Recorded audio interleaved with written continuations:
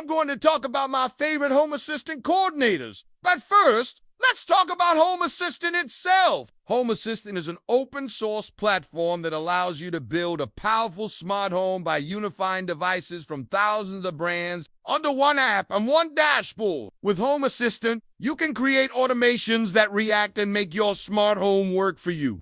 For example, turning on lights when motion is detected, setting up custom scenes, controlling devices with your voice, and much more. Everything is local, so you don't need a cloud connection for it to work, and your data remains private and secure within your own home network. The possibilities are really endless, which is why I and many others love it so much. A big part of the Home Assistant experience comes down to the UI and the mobile apps. They make controlling your smart home easy and intuitive. The main app provides an overview of your entire setup, including a map view and a quick access to your most used devices. You can also use the mobile apps to remotely control your smart home from anywhere in the world.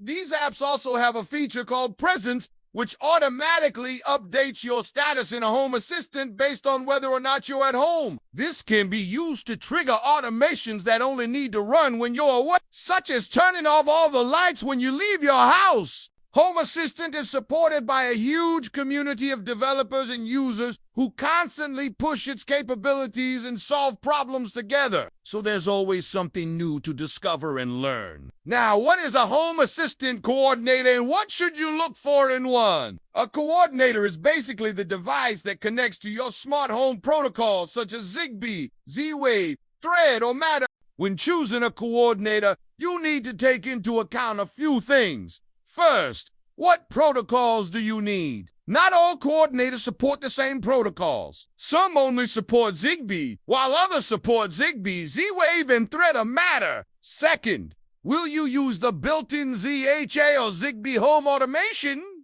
or the more advanced Zigbee to MQTT? If you want to keep things simple, then stick with Z. But if you want more advanced features and better device support, then go with Zigbee to MQTT and choose a coordinator that's compatible with it. Third, where will you place the coordinator? Coordinators that connect to your network via Ethernet or PoE give you more freedom in terms of placement because they do require a free USB port.